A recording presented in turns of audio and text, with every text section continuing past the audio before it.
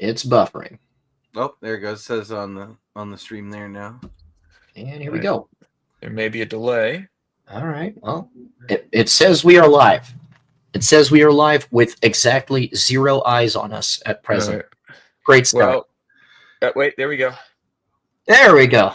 Hey, look at that. There's now 8 people looking at us. Nice. And doing all the things.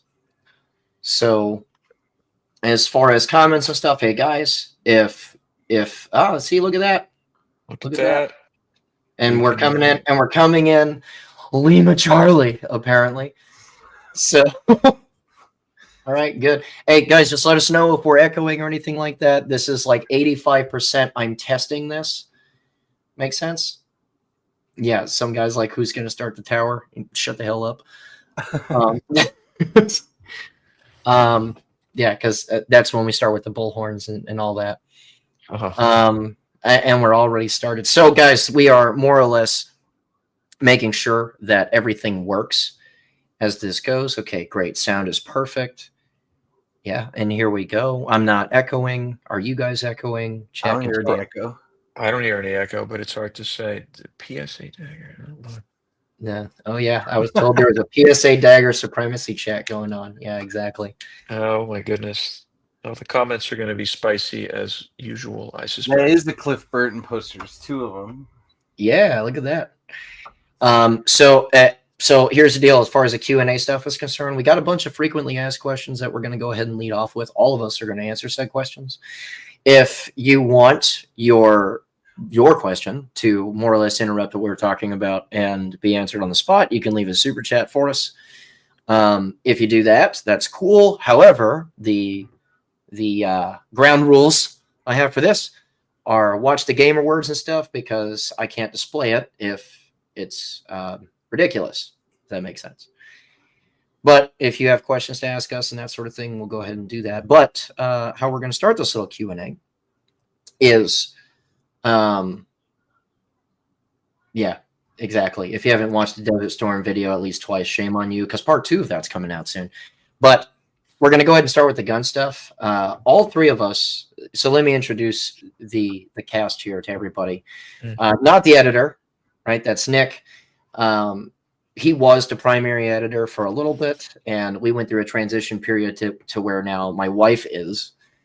We more or less had to get her trained up, and she's presently working on part 2 of that, the 5 days worth of ground invasion, which, you know, now I can see the apocalypse coming versus I can't. So that is going live tomorrow. But there needed to be a little bit of a transition period there because Nick has a full-time job, and I was making him want to shoot rock salt into his eyes on a weekly basis. Daily You've been around for a long time, since I was living in like Tampa and John.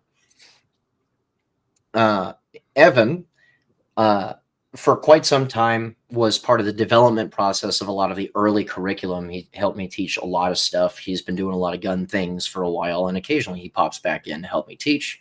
Last time that he did that, we were doing a 5-day small unit tactics class, which was, I think, awesome. It was a lot of fun. Yeah. It was a lot of fun. You got to torture some guys. It was good. Yeah, a lot of keeping up, a lot of us sprinting around trying to build actual structures while we know that they're coming out of the trees. You know, a lot of rolled ankles because there was a tree line, some logged field, and then the little compound that we were using, and there were a lot of dudes with swollen ankles at the end. Well, it didn't help that every stick in all of Mississippi was down there in that valley. Well, and they're getting ready to start this little attack, and they're trying to be ninjas coming from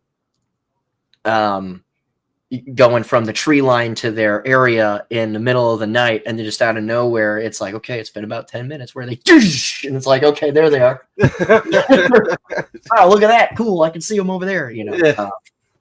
But it was a good time. I had a blast. Yeah. And I found out that the average of like pace count, like the average step count, was about 10 miles a guy a day. Yeah. I didn't know it was that. It was right. That, like awesome. There were no scheduled rucks or anything stupid like that, but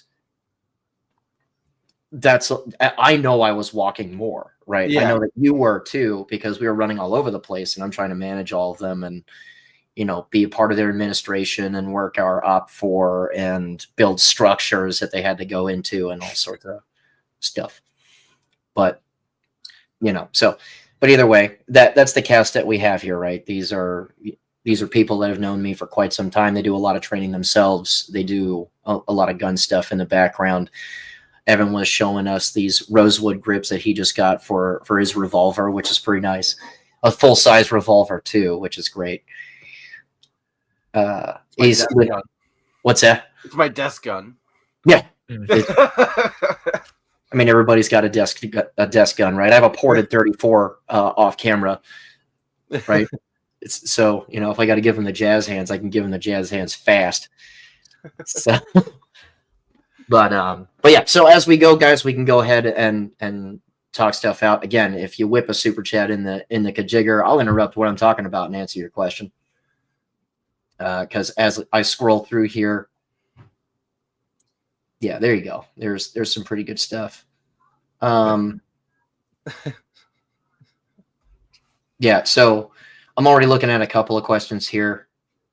Some of them are gun guy related stuff. Can you guys see the chat too? Yep. Yeah.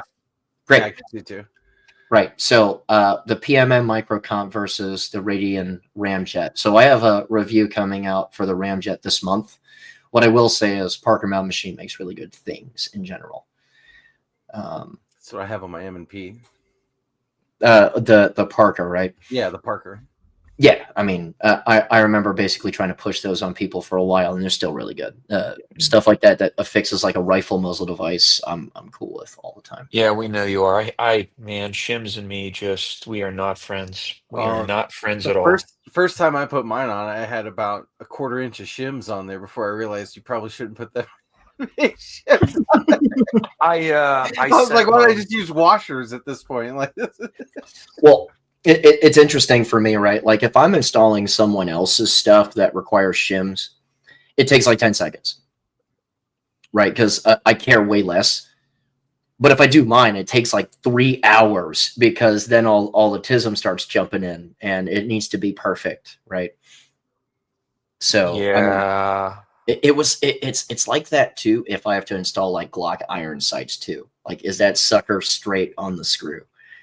You know, or if it's dovetailed in. I'm not sure if you guys are the same, but like if it's somebody else, it's like dink dink and we're done. But if I'm doing mine, it takes 1,000,000 hours to do that. Yeah, my solution was to send the slide to Parker Mountain Machine with a box full of locally produced candy and say, please fix this, which they did.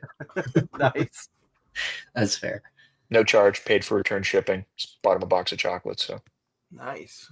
Hey, candy goes a long way. So we'll answer a couple more here. Oh man, already $2. Is the AK still a viable platform to get into? Oh no! Oh no! Not in 2025, and that's coming from an AK guy. Yeah, I was gonna say you guys can answer that, and then I'll put in my 2 cents. I got a kit sitting here that's been sitting for some time. It started in 7.62, and now it's going to be 5.56. If that answers your question, I personally, it'd be hard to get into without the like getting a decent parts kit. But the barrels are supposed to be coming back in.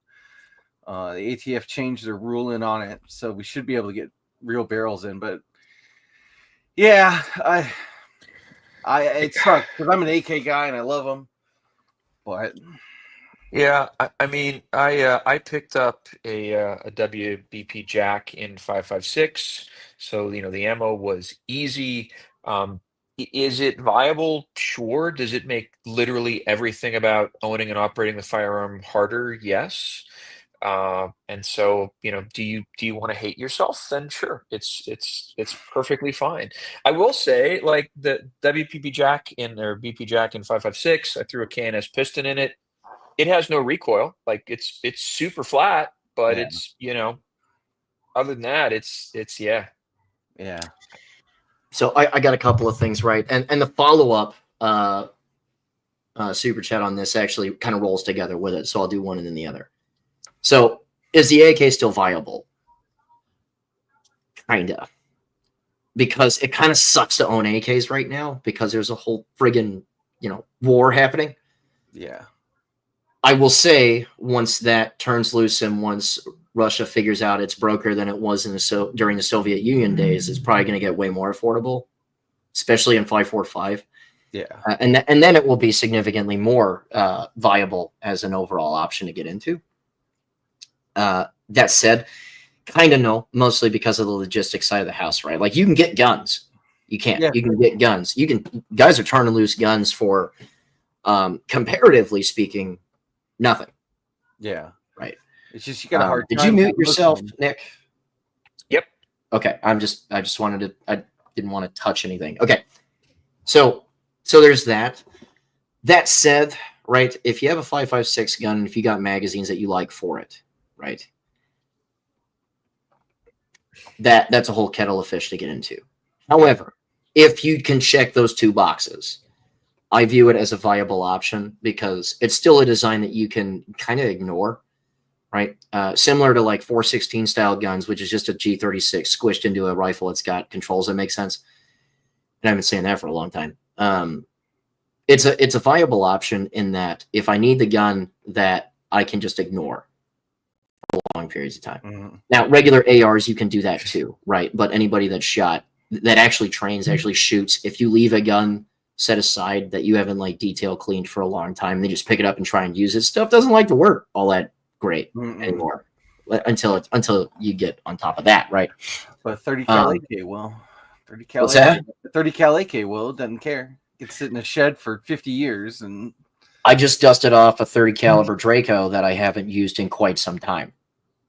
And it doesn't care. And the reason for that is there's a couple of muzzle devices that a guy sent me that I am going to mess with and that sort of thing. But it's much harder to justify it when the primary countries that are producing good ones, which are quite expensive rifles if they're produced domestically, because American manufacturers like to cut every imaginable corner, because if you were to make one properly, now you're talking about like an $1,800 gun. yeah. Me personally, I would just buy that, right? Rather than dealing with the nonsense that we have to I would just buy that so that I don't got to deal with it. Yeah. But they don't. They don't want to do that because for some reason, American manufacturers are always afraid of putting out an expensive rifle. I don't understand why that's the case, because guys that like the AK would just be like, a great rifle that I can just buy parts for here and then run away with it. I would. Like, I'd buy one real quick if they did. Right? Like if there was a 2-spec, everything is cold hammer forged and heat treated properly, $1,800 30 caliber or 5.56 AK that actually worked, that didn't turn itself into a blender of metal on the inside when you shot it, I'd buy 2 right now. Right. I would configure it for night vision because Sure Shot makes great chassis. If it within reason, if the gun is within spec, and you can get, there's a million variabilities in there too. But even still, people have seen me make a short Ultimac work for night vision, even if they don't like how it looks. That said, if I'm just to sit there and say, blank ticket, is it worth to get into right now? Absolutely not. Absolutely not. If you want that sort of ignorability with usability and the logistics are there and that sort of stuff, you just go buy a BRN4 at this point. Yeah. Right. Because the reason to buy an AK is to have a solid rifle that you could use, that you can just ignore and come back to. Right. And that you can suppress a little bit easier. Now, I don't like trying to suppress AKs because their action types generally do not like them. And yes, there are adjustable gas systems, that sort of thing. There are, and that makes them run significantly better. But Evan, you and I have tried to make this work on multiple occasions. And on the long term, it just beats the brakes off a rifle that's designed to not be replaced like aircraft parts are. Yeah. Yeah, that's the biggest problem too, is like replacing anything on one. Like I have 2. I have the SGL I saved from New York, and I got this kit that I want to do, but they're just to help you with the AK class. Like that's really all it is. As somebody who ran nothing but AKs, I've gone to ARs. It's just way easier. They work. The ammo's easy, mags are easy, parts are easy. I got a BCM upper on a Colt lower. It'll work. Yeah, dude. Guns are always easy. It's keeping up with them, right? Like if they live in a safe, that doesn't matter at all. But if you actually go outside, shoot guns, especially a bunch, this whole architecture falls apart when you try to do that.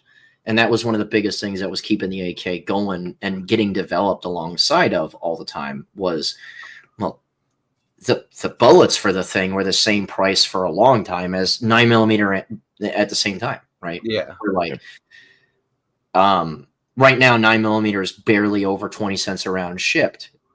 When you were under similar economic circumstances, 30 caliber AK ammunition was like 4 cents more than that. Yeah. It wasn't bad at all. Right. Like, and I'm thinking, good Lord, I'm still living in Tampa at this point. Right. But like Obama's still in, he's on his way out. The prices have come way down. It's right before Trump got in. 9mm around 20 cents a round and AK ammo is like 4 cents more. Yeah. I think it was like 23, 24, something like that. Right. When it's there. Oh yeah, absolutely. Yeah. Right. Now I have ways to justify 30 caliber AK stuff over a lot of 300 black uses at this point. Right. Because suppressing makes most guns much worse in my eyes, as far as especially long-term use. Signature wise too, because now everybody's running around with, dark time stuff. So I can justify more, but if your logistics are ridiculous, where 30 caliber ammo trash house everything, like training stuff, right, is more than that of like freaking PMC bronze, which is still not good. I can't justify that very much. But the next one right after that is I'm looking to make my AK usable. Do you recommend an adjustable gas piston? I'm really trying to make it useless. I got some wet ammo if that helps. Yeah. Evan, you can start with this. Which one? We got a bunch backed up. Oh, okay. So I'm looking to make my AK usable. Do you recommend an adjustable gas piston? Yeah, the KNS one works. The KNS one works. I haven't heard anything. As long as you get it, as long as you install it correctly, it should be fine. I've seen some of the adjustable gas blocks if you're doing a build, but I don't have any personal experience or know anyone who's have them. I've just seen them. They got like a rotatable little, it's just got a bunch of different holes in it and you just adjust it to whatever you need it to. They make them in the classic 45 degree and a front sight gas block combo, but I have no experience with those, though I've heard great things about the KNS. I haven't seen any of them fail. Nick, you actually have recent experience with the 5.56 rifle in this exact configuration. Yeah, I have a KNS piston in the jack, and it's been phenomenal. I mean, it took 10 rounds to tune it. You get really great ejection, and again, it just really solves the problem of most of these guns coming in overgassed. So you aren't beating everything up. And, we ran it through 3-day class. Well, I ran it for 2 days. Then my arm gave out. Obi ran it for the third day. So, a couple thousand rounds through it. No issue. It's fine. Yeah. So I'll say this. I used to be pretty anti-adjustable anything on AKs. And this is more the evolution of the platform in general. I chilled out a lot with that thought process now, mostly because people just got better at it, right? Where I would view this as more necessary, and this is if the supplies pick back up and everything else, is when if Chinese guns start becoming more available, because like these are Type 56s that have been like relabeled with different trigger kits in them and that sort of stuff. Just here you go, and Type 56 rifles are just a lot gassed, right? Yeah. Now they run great, but at the same time, you don't need all that. Yeah, they're way overgassed. Yeah, so like a KNS and something like that makes perfect sense, especially if you're trying to get a 30 caliber gun to track flat, which that makes sense too. For 5.56 guns, I straight recommend that now, mostly because you don't friggin' need all that. This is like a slightly resized 5.45. Yeah. Right. You don't need that much to cycle those parts and to keep the gun reliable. So, yeah, that's fine. And as far as suppressing goes, I would default to more than you would expect as far as gas travel and that sort of stuff, because over time you're going to need it. Stuff is going to try to slow down on you. Honestly, a lot like most adjustable, like bolt carrier groups for ARs and stuff. Most people are like, it's perfect 3 o'clock. And I'm telling you, you don't want to start there and then do a bunch of shooting, because you're on a really short hourglass at that point. Yep. So, yeah, I would say KNS is fine. It works great. You pair that up with like a Sure Shot chassis, as a for instance, if you can do that. And now you have a modernized rifle with magazines that I still believe are significantly more reliable than ARs are, just because of how the lockup is. I've never once had to worry about an over insert or a tab break if it's a good magazine. And there's some nice Bulgarian import mags that come in now that are about $15 or so. Yep. And they are just clones. They have the metal and the feed lips, the full steel lugs in front, and they're good. I have them, and they work great, and they're cheap. And I was part of the development process for X-Tac magazines. Right. Yeah, and we tried and succeeded in destroying them things a whole bunch in the early days. And the magazines that I have were like the end product of that. They're quite a few years old now, and I just don't have issues with them. So those are kind of based on the what was that? US Palm. Yeah, the US Palm. Only you can remove the floor plates on them now. Hooray. Nice. Yeah. That's good. Yeah.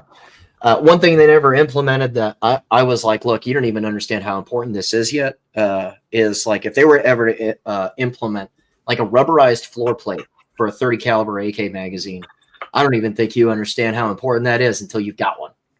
Right. Because I've seen a guy do that to his East German magazines with like barn matting. It was like a thin little thing of that. Yeah. That all sounds super retarded.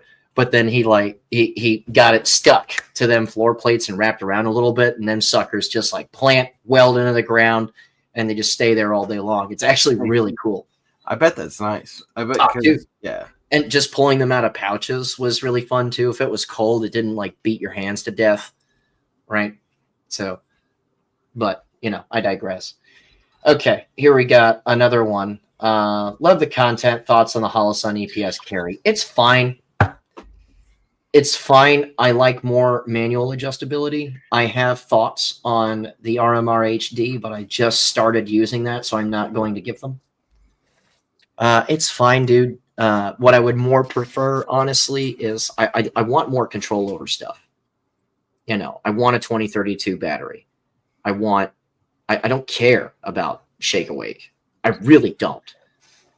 Because you probably have to, you have to do some sort of battery storage before the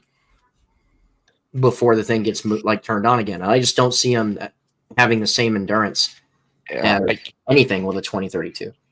Well, and look, I love the idea of an enclosed emitter optic, right? I really, really do. And if you've seen the Chris's video on the 509 series from Holosun getting filled up with water, 2 of those were mine. So I've killed 2 of those. I've killed an acro. I don't trust Holosun's enclosed emitter optics yet. They still use the battery door design that I think is a real weak spot. I think it's an ingress point for moisture. And so I love the footprint of the EPS. I think it's a really cool design. And that's why I have an RCR. Yeah, I have no experience with them, so I just last year put a dot on a gun, so on a pistol. Oh god, getting this guy to modernize anything is an Olympic feat. Right. Well, I get used to stuff. I don't want to change it all the time. For the longest time, this was the last living, breathing human being I've ever seen to effectively palm slap ping pong paddles. And at first, you're like, hey. And then he's coming in under time and accurately because he knows to do the roll in board if he's going to do it. And he just, and goes right back to it. He doesn't over exaggerate. So I want to be like, hey, that's, but then he just comes in under time and smokes people with these reloads. So it's that meme where it's and right. it was a carry handle gun. Oh yeah, that's even better, right? So, but yeah, it's fine, right? I like other stuff, but am I gonna finger wag if you mess around with an EPS carry? I guess not, right? Nice. Oh, curious to hear your opinions on the New York Police Department using 12-pound triggers for their duty pistols and their poor souls that are stuck with them because of politicians. You guys get to answer this first because I have a pretty good story about this. Yeah, so I'll jump in on this one. So a number of years ago, I took a Glock armorer's course. I think I was the only non-Leo at the course. As part of it, the guy from Glock made us install the 12-pound New York trigger into the gun. He said, "You need to learn how to do this. You will fire the gun once, and you will immediately want to remove it and never ever install it again in any pistol. It makes the trigger on that gun just garbage, absolute garbage. It is heavy and long and terrible, and no one should ever have to use it ever." Well, I've never shot a New York trigger, but I imagine that it's not even like the weight necessarily. It's the fact that like it's not smooth, like say a revolver or double action only or the Beretta or something. I'm sure it's just 1,000,000 pounds and the soggiest 1,000,000 pounds you ever squeezed. It's painful and terrible, and the spring itself looks like some sort of weird torture device that you have to shove into the trigger housing unit. It's just not okay. It sucks. So for me, the answer to this actually comes from the student base. I got a guy that I can't get rid of right now if I tried. Friggin' Ray. He's in the NYPD. He's getting ready to be like retire from it, and he's counting down the seconds like he tells us on a regular basis. But this guy shows up and he's got a 12-pound trigger on his gun. So this might be the only. Yeah, I mean, I get it. More power to you, my dude. Yeah, well, I get it, right? I have the privilege of being one of the few people on the planet to have depressed a smoothed out, because it's been shot a lot, 12-pound NYPD trigger. It might be the only one on Earth. It really might. And it's still hogwash, because it is. It's so heavy it feels broken. If you're just used to like a stock right out of box Glock trigger measures usually at like 6'3", right? Pounds. This is much heavier than that, and there's still a lot of steps in it, even if there's thousands of rounds. Like this guy shot a lot just in class, never mind his own stuff. And it's horrendous.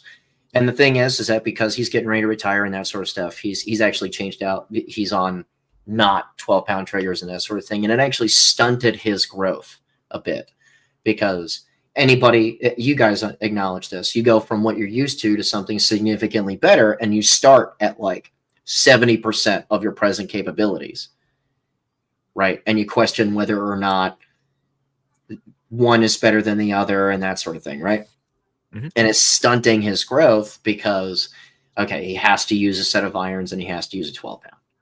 So he's using a dot and a regular stock Glock trigger for the first time now, which is an enormous improvement, but he's having to deal with a lot of nonsense as a result. So you notice that here's something that I noticed, right? A guy that the three of us know, John, he does a whole system of videos called Your Local Cop Probably Sucks, where he puts these qualifications that a lot of police departments do to the test, and most of the time they're very much not impressive. What we notice is the worse that the crime is in an area and the worse the guns are, the more valid the qualification is most of the time. I mean, strange, I guess. It's weird how that works. Right. But you do nothing but, at least in my eyes, you do nothing but get the wrong people shot if you put triggers like that in your guns, right? Because you're I mean, all of us, I think, can agree they're not training. No. They're not training. They have way more stuff to do in a city like that than shoot all the time. That's number one. And number two, the shooting that they do is not very good. So it is in fact do, yeah. Nothing but the wrong folks get winged if that's the case. Yep. So I think that's pretty cut and dry. Oh, here's the next one. This is good. You and Reed were very pro M14. Why the change? So do either of you actually have thoughts on this? Because mine is immediate. Well, like as like a fighting rifle, I would want to carry around an M14. It's never been on my list of guns to buy. I think they look nice, but that has no bearing on that. I saw them a few times in the military. And was it the M21, the sniper variant? But I mean, they have a weird pivot point. Mags are weird. Like the whole thing is just kind of odd. I would rather just get an M1. Yeah. My positive view on the M14 came in conjunction with my negative view on the M9.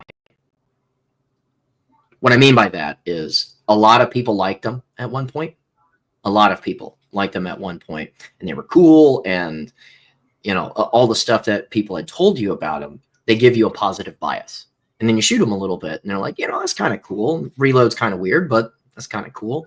And then over the years, right, as you do more things and you learn more stuff, you recognize that the list of really good things starts to shrink a lot.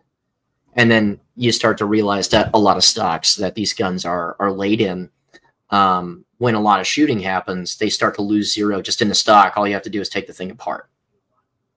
You take the thing apart one time and the zeros go away. The Sage stocks that a lot of people forget about this is like the first time that most people hear about this sort of thing, very heavy. And also you lose zeros, right?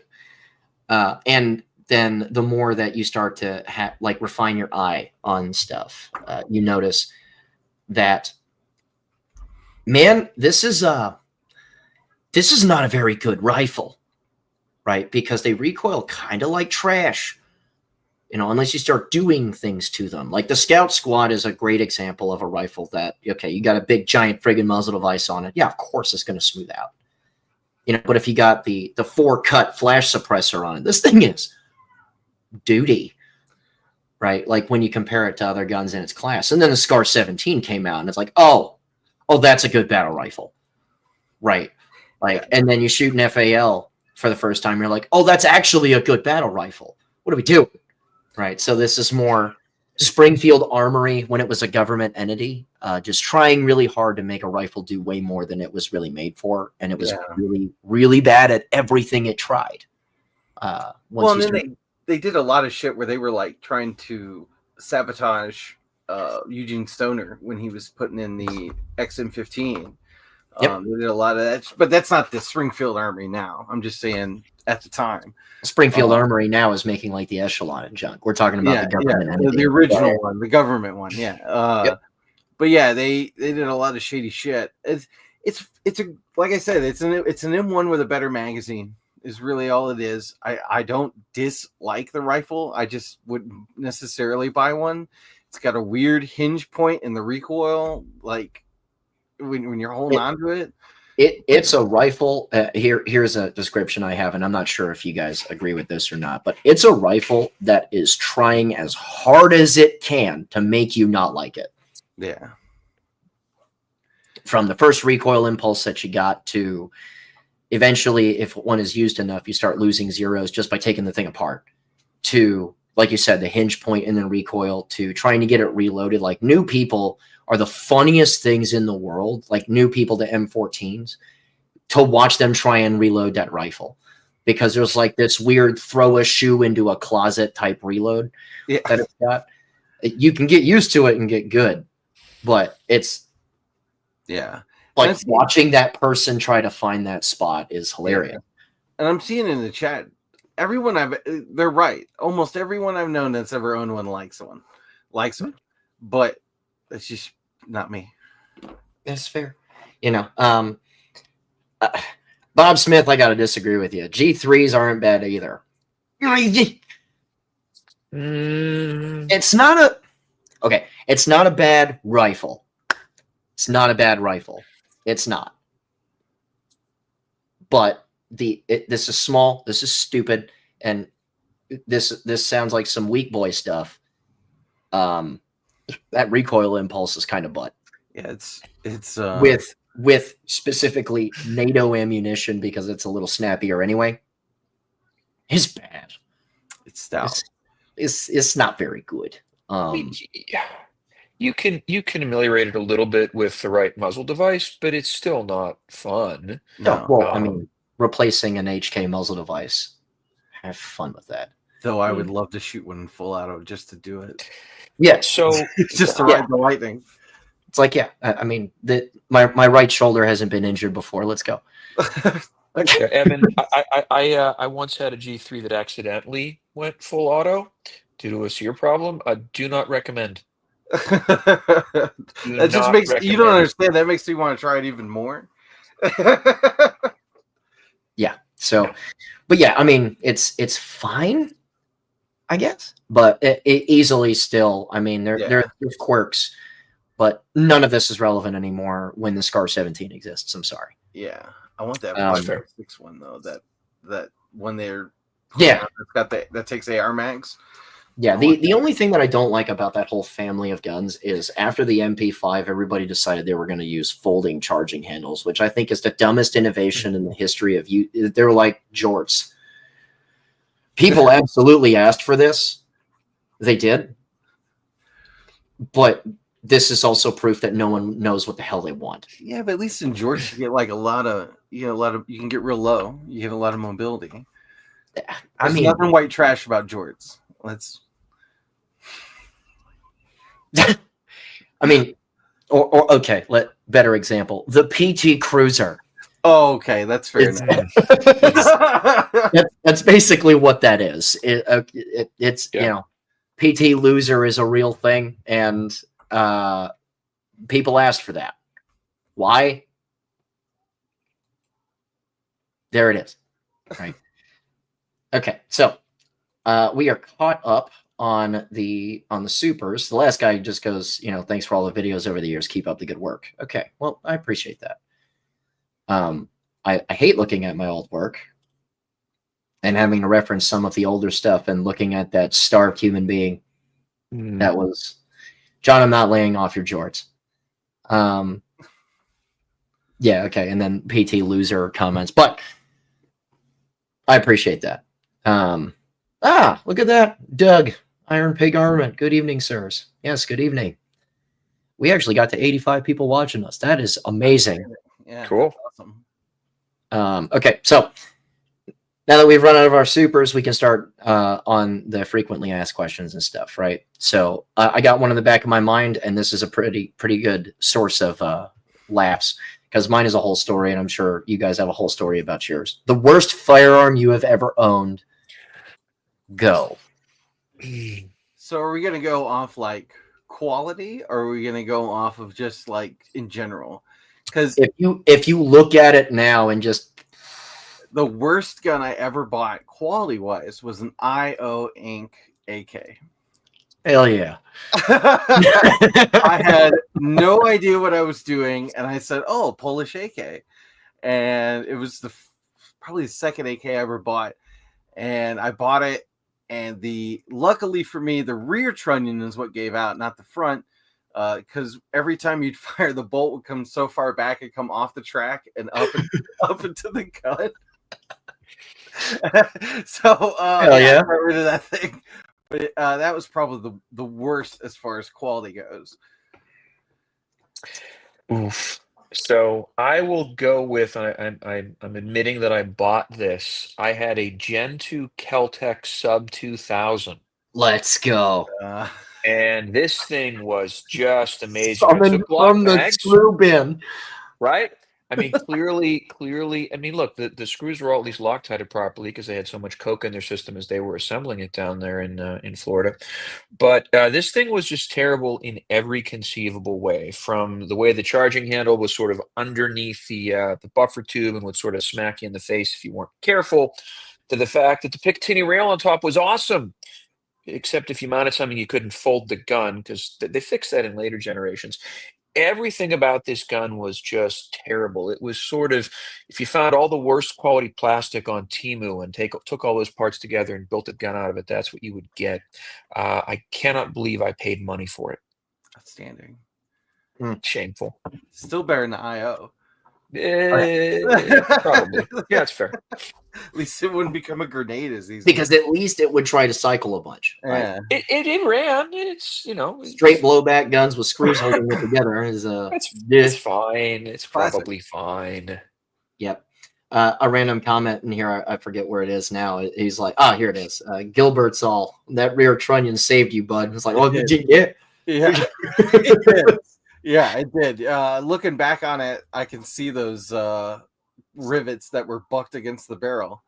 That thing was terrible, man. I don't ever recommend them. So you two have heard this story before, and I apologize because I'm going to tell it again. But I believed Nut and Fancy when you said the Mini 14 was awesome. Okay. And that he shot thousands of rounds through his Mini 14, plural. So I got one. Right. Boy, I tried so hard to make the Mini 14 work that I'm ashamed that I spent this much time on it. There are some people that will remember this, and a lot of people will not. I bought the AccuStrut for it because I was adding a thing underneath it was supposed to make it more accurate somehow. Hell yeah. I got the Archangel stock for it. Sure, of course, as one does. You got to, yeah. Yeah, because I wanted an ACR, but I had this rifle instead. Right. I bent 2 op rods. I cracked a bolt face. Right. So by the 4th rifle that was sent from Ruger, and they were plainly just over my crap at this point. That was a bad experience because that was a whole 2 years of me wanting this thing to work really badly. And the Mini is just a trash house rifle. And it continues to be a trash house rifle. I wish they worked. Yep. I actually like cool them on better the than 18. 14, yeah. Yeah, well, because when it was working, which was not very long, but when it was working, it cycled very, very flat. It shot well enough, like accuracy-wise. The tactical version with the stiffer barrel on it, that was thicker than an actual pencil. It was fine, right? And it was like, okay, yeah, great. Yeah, and the A-Team vibes, right? Yeah. I never got the folding stock for it, but I was always jealous for those people. That'd be the that's one I insane. get. You have to go with the A-Team thing, man. Yeah. Like that's just sad. And this is just me sitting there like I want, and knowing that, by the way, for those that don't know, this is a super trash movie, but it's great. Starship Troopers. They're Bullpups. Those are kits for full auto Mini 14s. Nice. They're in Face Off too. The prison guards have them on the oil rig prison. They have AC 556s. Yeah, dude. Like, if this rifle would work, I'm positive that someone will have put together a Merida kit for the Mini 14, and I would be using it in night vision classes to this day, just to say I can. Yeah. Right. Doing my part and whatnot. Okay, so we interrupting this slightly, although it's not. I think we're at the end of that. For the homies, thoughts on the how the hell do you even say that? Because I've seen it before. Agilite, there you go. I've seen these before. I just have never had to read it out loud, I guess. Starship Troopers isn't trash. Who said that? What's that? Someone said the Starship Troopers was trash, and I was disagreeing. Sorry. Yeah, we all love Starship Troopers here. Yeah. We all want to know more. It is one of the best ass movies I've ever watched. It's great. Yeah, Classic. yeah. I mean, the camp was so hard I can feel a campfire, dude. Yeah, it's Fantastic stuff. Heinlein was great. But The back to the Agilite. yeah, the 3.0 carrier as a Minuteman setup. I've seen them. I've seen them around before. It's fine, right? I own one. It's, It's fine. That's kind of an ass answer, but fine is probably the best compliment I can give it, right? Because if a plate carrier is supposed to be exactly that, fine. My only observation is the way they've set it up for kind of plate retention and adjustment isn't ideal. And so I have a couple of plates, and I'm going to blank Hescos that don't fit very well, which is not ideal. So it's fine. Would I buy it again? No. That said, though, I mean, like as far as plates not fitting very well, I honestly kind of prefer it if I really like a fat chick trying to get into skinny jeans. If the plates go in like that, I'm okay. It's the opposite problem. Oh, ew. Yeah, Okay. it's not great. Okay. I have no experience, So like me trying to get into skinny jeans, it's way too easy. Yep. Fair. The guy that just asked about the SKS, it's a really good anti-skunk machine. Yeah. Or another yeah. It's another rifle you can load and leave somewhere, and it'll be just fine. Yeah. It looks you know, cool. a striker fired rifle like that is pretty good at just being like, I'm gonna set this over here with I've loaded a stripper clip into it and I'm gonna walk away now. And it can sit there for the next 2, 3, 4 years before I have to shoot it. It's fine. Yeah. Yeah. I mean, magazines attached. Just have a couple stripper clips. Like, yep. If you want to unload it, you can just pop that sucker free. It's fine. It's dude, put it perfect. You know, if it's zeroed, it's not a tack driver. It's not supposed to be, but it works. It's fine. And 30 caliber AK ammo. There's a lot of people that like really do not like the fact that this round exists, and there are some real dum-dums out there like, wow, this bullet's trash. This is a cut down battle rifle cartridge that's meant to break stuff because people are behind things. It does a great job at that. So that's just for people that don't shoot good and don't try to learn. So, hey Chris, I want to real quick. Hamster has a question. With a phone backer, it doesn't solve the problem in the Agilite carrier.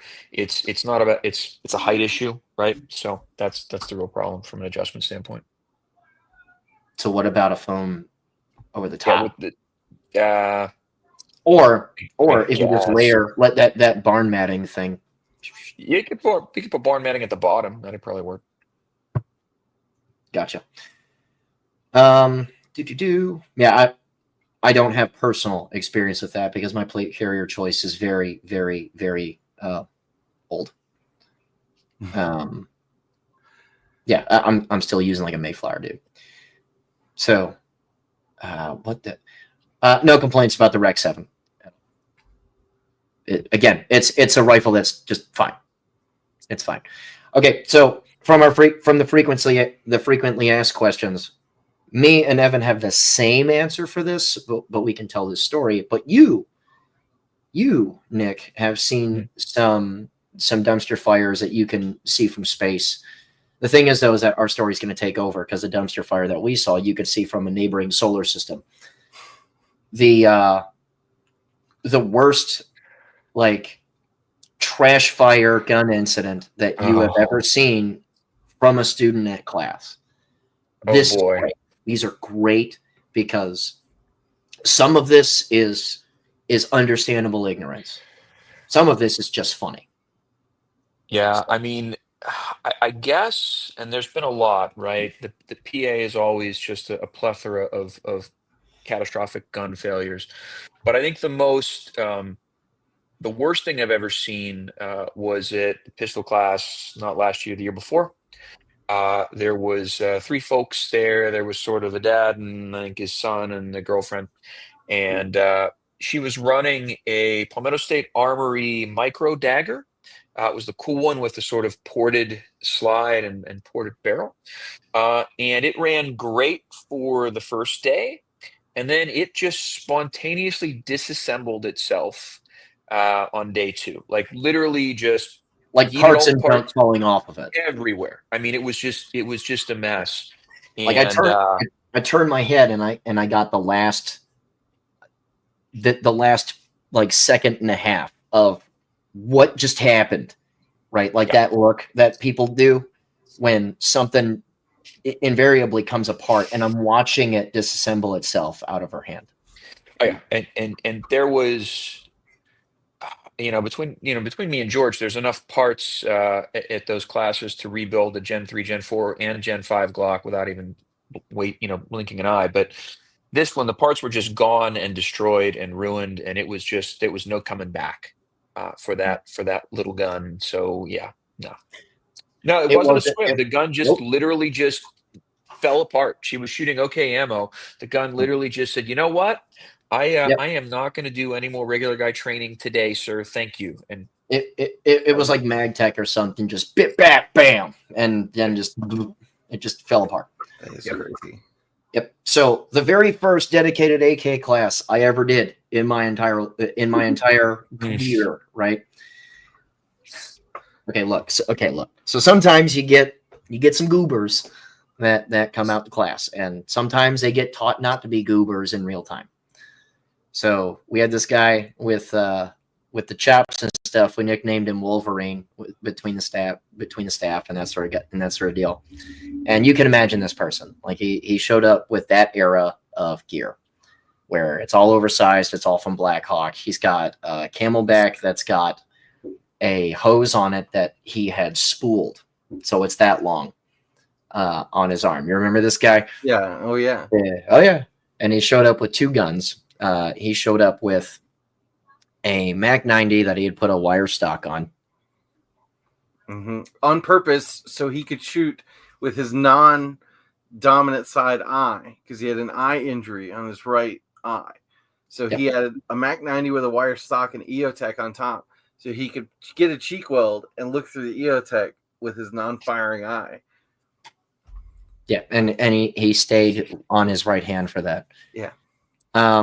No plates in the carrier, and he's got essentially a triple stack going on, because he's got double stack 30 caliber AK magazines, and then on the front of those magazines for, I believe it was an FNX 45 tactical. It was an FNX 45 tactical, and that's very heavy. And the second rifle that he showed up with was, the receiver was heat treated in an oven. Yeah. In an oven. Yeah, and then he riveted himself with a hand riveting, like pair of pliers. What could go wrong? Yeah, and then I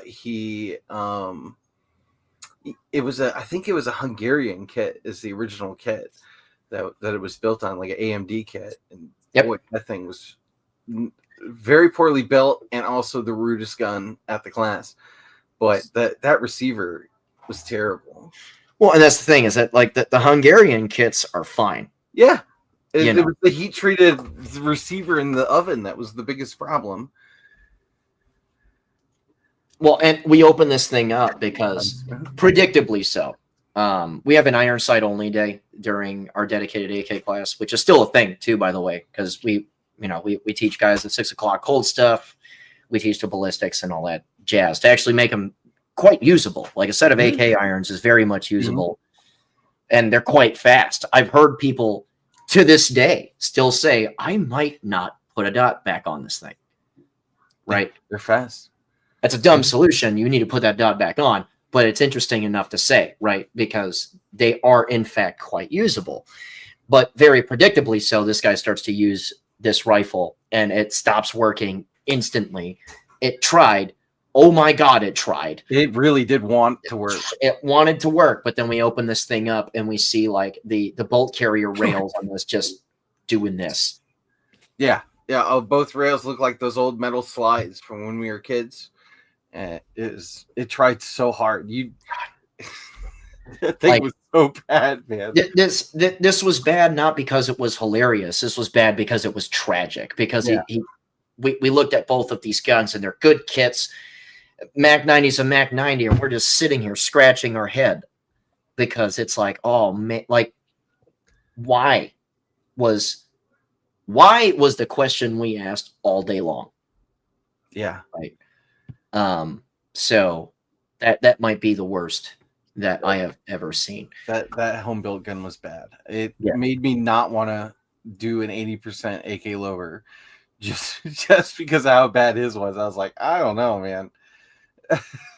Yeah. So there's that. And the worst incident. It was like Birkenau but guns, dude.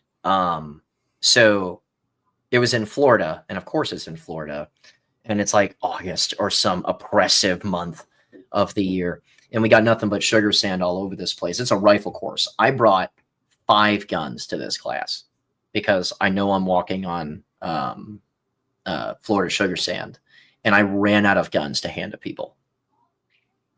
Also, we figured out that, at least at that time, the Smith & Wesson M&P 15 is not very good because that was that class. Yeah. a lot of those guns came out and nearly all of them died. Nearly all of them died. And 2 of my rifles, the barrels started battle shipping. Like, they were apparently right at the end of their life cycle, and one, it was a 4-day set. First day, one goes down. By the 3rd day, gun number 2 goes down. So like this whole class came together, and everyone knows each other to this day because everyone was desperately trying to keep everyone equipped. And we did, but that was very hard. At the end of the 4th day, because this is when I was still doing primarily 4-day sets, at the end of the 4th day, there was a very, very long give me my stuff back period. There was, because that took quite a while to get everyone's stuff back in each other's hands. And before anybody asked, this wasn't the sport. This was the M&P 15. Yeah, their regular rifle, their regular AR. Yeah, I mean, people ha about this, but yeah, Doug, you said it. Florida Sugar Sand is not a joke. It is not a game. It will find what is like. A pistol class starts, right? Same format, right? Great equipment will start having problems. Bad stuff won't even try. Will not even try. That's what actually put my faith in like Glock magazines forever, was training and stuff like that in like my formative years for this, because that might be the best. I'm pretty sure it is the best auto-loading magazine for a handgun ever. And he still go down that sugar sand. Yeah. Bare minimum recommend for cheapest AR.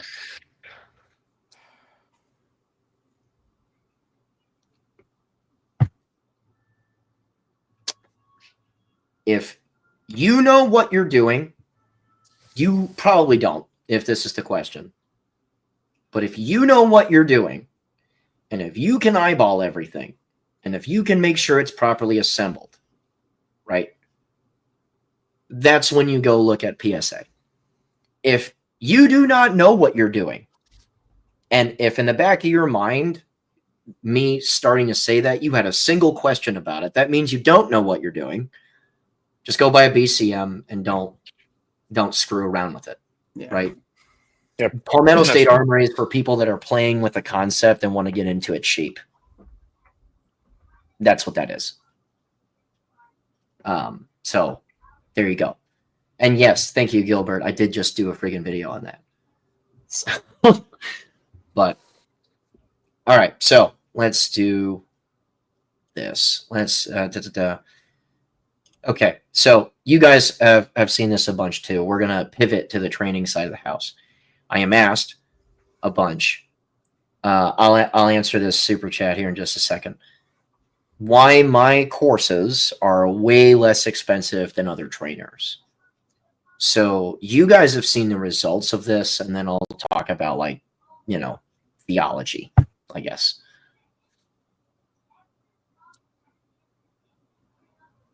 Oh, That means lead okay. off. Yeah. Yeah, got it. It was yeah. So, look, what I will say is, what happens with Chris's pricing, right? Especially for the guys that do the Patreon and really take advantage of him, is the same guys show up year after year after year after year after year, and you get to know the people that you're training with, and you get to build skills, and it gets a little competitive and friendly, and it works really, really well. So, um, do I think he should charge more? Yeah, but am I glad that he doesn't? Yep. Yeah, at least for me, it's the most affordable out of anything. And I don't even do the Patreon. I probably should, but it's I don't know how he does it. I'm with I'm with Nick. I don't know. I don't know how he does it, but it's a good deal. The Patreon is nuts. I don't know how you afford that. Like, because what do you have, like 30 people that do that all the time? Well, it's more. Yeah, I was gonna say every time I go to a class, there's at least It's half more. the class is a Patreon, at least. So Not to throw my taxes on the screen here, but it's more. yeah, it's a damn good deal. So my theology on this and the reason why it's as cheap as it is no fighting gym ever is going to charge you $1,000 for a lesson. They do the one-time thing, but then they want you to pay the membership because they want you in there forever. And that's more or less my thought process on this, right? I'm not trying to teach fighting concepts to somebody and I will see them once every 2-3 years. That makes no sense to me. What does make sense to me is that if I intend on teaching, I need to see you again because we're going to develop stuff. Because between that last class that you did and the one that's coming up, right? I need, like, you may have an illusion as to what your preparations are and if they're even wise in the first place. And then here we go again, it's pop quiz time, right? Or maybe you're now paying attention to things that you weren't before because you had this big long grocery list. So I have to see you again, right? So the asking price or the upfront price needs to be low enough to get you because look, I do enough. I've done enough training before. I still sneak out and get classes in every once in a while, where I just know how expensive this is. I know what kind of an enterprise it is to do anyone's class anywhere, because in bullets, in time, in lodging, in all of that, before you even pay for that guy's tuition, this is nearly $1,000 enterprise. Mm-hmm. I recognize that. So let's not, like if you're doing $41 a month, right, over the course of a year, we understand that math, but it's not the fact that I'm not charging you a lot. It's that it's consistent and that I can see you a whole bunch. So that way my lights stay on and you develop. That's the whole point, right? And you see that, right? Because it's like a core group of started at 2, but ended up we're at 25, getting close to 30 guys now that I cannot get rid of. I see them all over the country all the time, right? To the point where I can start adding on stuff. I can start doing private things just for them. And as you know, by the way, private classes, that sort of stuff too, right? But just being able to consistently see guys and develop a clientele, that's why all of that exists. And that's why I just continue to do what it is that I'm doing, mostly because I'm more interested in developing guys than I am getting hyper rich off of it. Right. Obviously, you got to do what you got to do, right? It sort of peters itself into the increase of YouTube stuff because that's been really obvious to lots of folks that I've upticked a lot of that in there too. But that's the whole point is I got to keep the lights on in order to do this. And if I want to do this aggressively, I need to with the thought of actually helping guys versus just leaning on a bunch of stuff that I used to do, call it a curriculum, and then send you off. When all this really was, hey, we get to go out and shoot with the guy who's got the name or whatever, right? And it's also why regular guy training is a thing too, because, title masturbation is for assholes. So, that's really the question on that. Chris in the panel came in late. We'll watch from the start. Yep, thanks. You're an hour behind, so have fun with that. Get that Geisley super chat still, yeah. Well, and this comes in from another guy too. Chris is doing guys that travel a solid at lower entry cost. Listen, I'm trying to help guys out as much as possible because the focus is the curriculum and development, right? Like recently we just started doing this thing. It wasn't even my idea. It was my wife's idea to offer range mom services. Okay. $75 a head, and you don't have to think about nutrition anymore. Because she just had the idea. What if you just didn't have to worry or think about breakfast or lunch or caffeinated stuff or electrolytes or little snacks all day long for the duration of the class? So you put me back into when I started this, which was when single stack 45s, 1911s were like the predominant gun in class, and I would have skinned someone alive for it. Rip the scalp right off their head for that, right? And I'm just thinking about all the stuff that I wish I had that would have made things easier. Because you know what I don't want to do? Go to a gas station right before I roll into class, because I stared at the hotel ceiling a really long time feeling how comfortable this friggin' bed is. That's the point of all of this extra stuff, right? Is to just help guys out. So, yeah, well, there's a lot shaken, Mr. Shakedown Sheets. But so we got a couple more supers in the process of all this. Thoughts on Geisley and how they run in class? Good. Yep. End of day. Whether it's the URGI, which I like a lot. It's made for that purpose specifically, and it does that purpose good, or Super Duty or whatever. Geisley,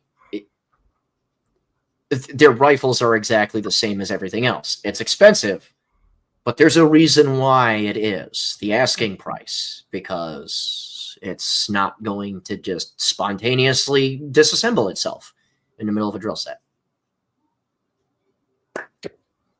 It does its job. It does its job good. If you got it or are considering it, just move that tab over and start going through the cart business. Every time I go to PSA's website, I wind up with another dagger. Should be buying 3-4 at a time instead of one. No. Is there an auto buy feature? Please stop. Please stop. Please stop doing that. Your name there's no. Your name is perfect for this. Avocado atrocity. So avocados are much like daggers. People far exaggerate their benefits because for how cheap they are, and atrocity just.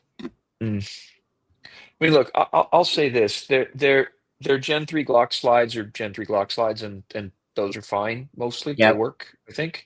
I would not trust. Get some help, man. The lower. Yeah. It's just get some help. Yeah. Oh, that's worse than a blackjack addiction. Yeah, it's not okay. Just stop What it, do please. with all these daggers? There's so many colors and sizes. There's so many. I got shoeboxes. I tell you what. Daggers. I tell you what. You have restless gun syndrome. So you want to know how you quit being so bored? You go to a gun show. You put a sign on you that says private sale only, and people will start sprinting in your direction. You offload those pieces of trash, and then you get for fairly cheap like an M9A3, and then you buy a trigger kit in a bag from Langdon, send your slide off so that you can get it dotted, get the barrel ported, and now you have all the trigger stuff too. Oh, and the best part is that once you get it all back, you have a gun that cycles so flat it feels broken and looks broken too. Seen it myself, and it's ready to go.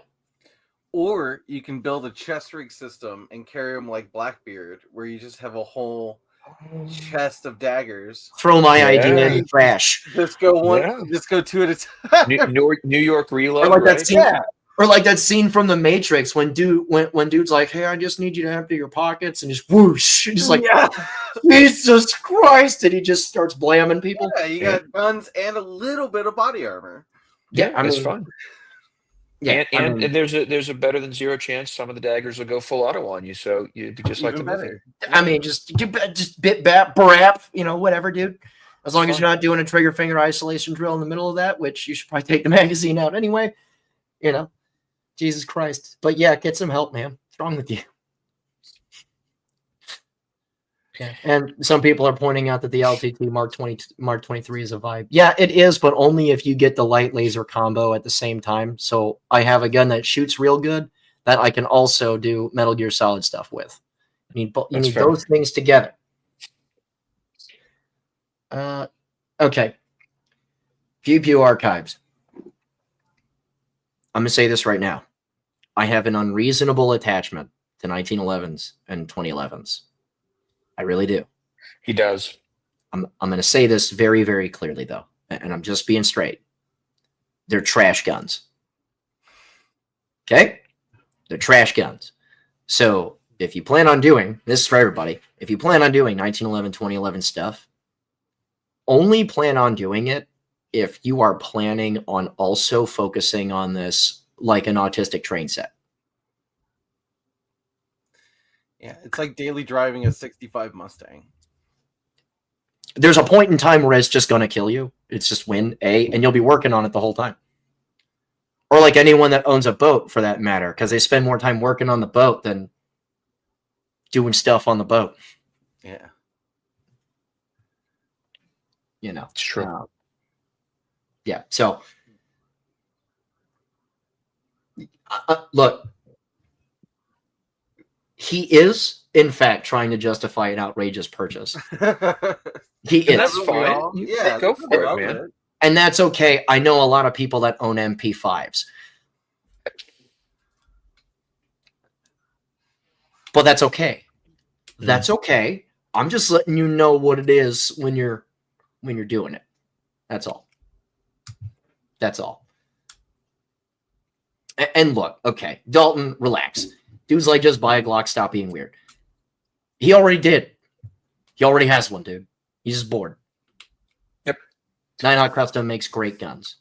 They do. Yeah. Nighthawk Custom makes great guns. They do. Full stop. Are they worth the price? Absolutely not. But it's like buying a really expensive watch. Did you need to pay that money to tell time? No. I got a Casio and it doesn't even show up on night vision. Like you're not buying a Nighthawk Custom because you need a gun that shoots. Nope. That's what that is, right? Yeah. Okay, so here is Evan. You and I could more easily answer this. How? Because this is another frequently asked. How did you get started on YouTube? Well, I'm not on YouTube. You're on YouTube. I mean, I guess we're on YouTube now, but guess what, buddy? You just got started. So I guess, yeah. Well, from what I remember, when we first got started, you maybe had like 3,500 followers on both, like combined between your Facebook and your YouTube, something like that. Oh yeah. But I mean,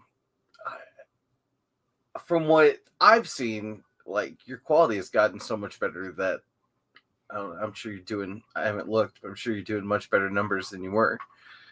But yeah, I don't know. Like, this is more of a question for you, man. This is my first YouTube video. I don't know.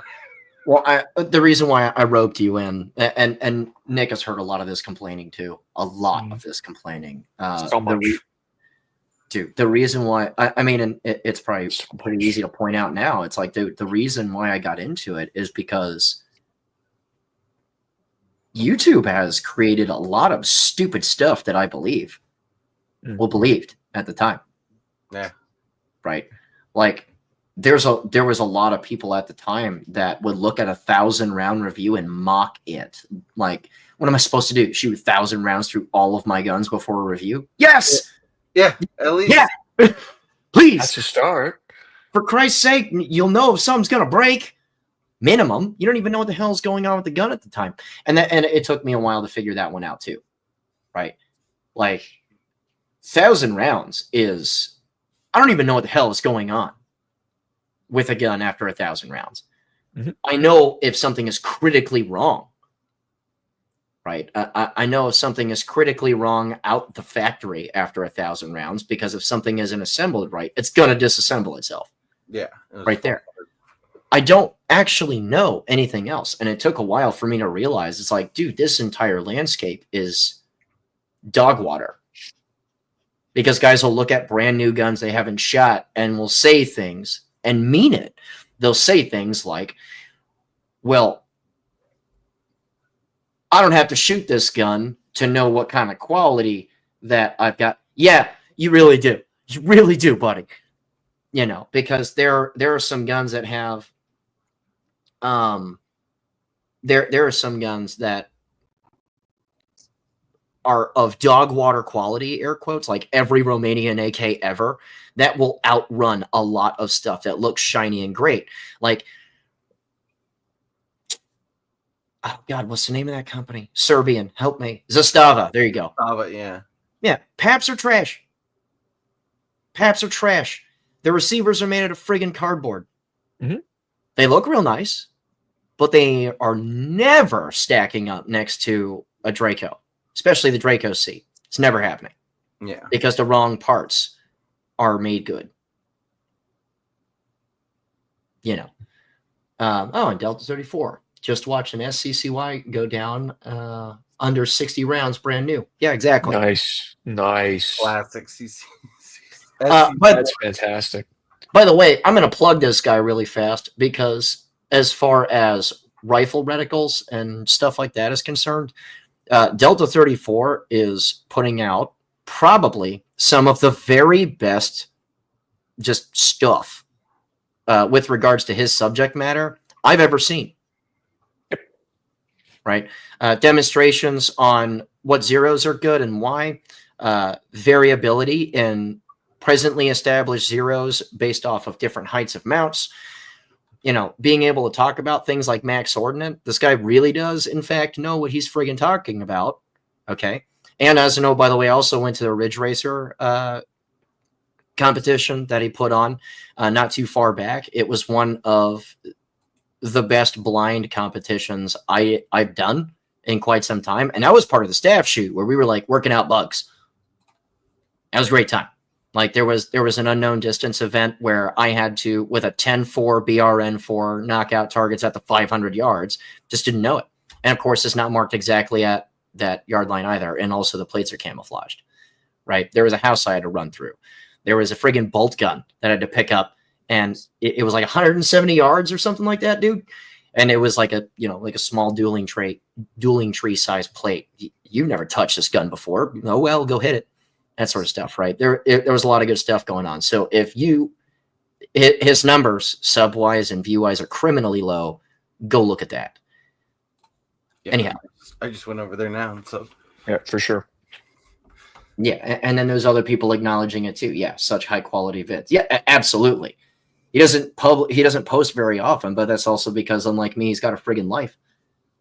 So, you know, all I do is teach and do this now. So, you know, dude's got like an actual life to deal with. But the videos he does put out, all of them are good. I've not run across a video that I'm like that I'd cock an eyebrow at yet. Yeah, so just stuff like that. But moving on a little bit. Oh, here's gun stuff. And I'm certain that there are a few stories that a bunch of us have. Greatest regret as far as views go. Or I'm sorry, as far as just stuff that you've owned in the past, right? Oh, I'm reading between the chats. Yeah, you're good. Greatest regret as far as firearms you've sold. Mm. I have one So I already. have one too. I have one too. I have a few. So about, oh gosh, it's got to be a decade or so ago, SIG for some reason re-released the P225A1. It was a single stack, double action, single action handgun. You know what? I think most of what SIG makes today is trash, like all of it. And that's just because I had an M17 blow up in my hand. So like that kind of turned me off to the brand. But that You 225A1 was can't just, prove it. That never happened. yeah, That I out know. of battery detonation never happened, dude. Yep. Yeah, sure didn't. Lies. Sure didn't. I just randomly started bleeding all over the range just because sometimes that happens when you're, just standing around. But I really like that 225A1. I didn't spend enough time trying to figure it out. And while I don't think I could see the sights on it at my current age, gosh, it was just a beautiful firearm. It was very well made, and I do regret selling that one. I have a couple. So I had a couple shotguns I picked up a long time ago that were both like police trade-in. One was a Model 12 that a guy had turned into a squad car gun in like 1955. It had been chopped, recrowned, rebeaded. It still slam fired like it was an OG like 12. That thing was sweet. A guy offered me enough money that I sold it to him. He collected them. But that thing was sweet. And then I had along with that, I had it was an old Remington I guess it was just a regular 3-inch Magnum, but it had also been a squad car gun. And some guy had taken it and redone, like put the bigger tube in the shorter barrel. And it was real cool. But first divorce, you get rid of weird stuff. And then the coolest revolver I wish I had never gotten rid of was I had a 629 Trail Boss, a 3-inch 44 mag. That thing was a blast, literally, to shoot. I love that gun. It was a good thing to clear out the indoor range when you didn't want a bunch of people going in there. You just touch off a couple 44 mags out of that 3-inch barrel and clear the range right out. So, interrupting this really fast. I'm evaluating it presently. I cannot give an opinion on this because what I don't want to do is be like, yeah, this is great because I have a good first impression, which, by the way, first impression videos are the highest tier of useless to anyone that does this honestly, at least my personal opinion. But I'm in the evaluation period on this. Is sitting on a mod 0 actually, so you'll find out. And really fast, you know what? I got real advice for this. Mm-hmm. When you quit thinking about it, and when you're happy with you, it just happens. Yep, that's what happened to me and my wife. It was literally at the point in my life where I could not have cared less. I was just doing my own thing. And that's when it happens. Yep. This one right here.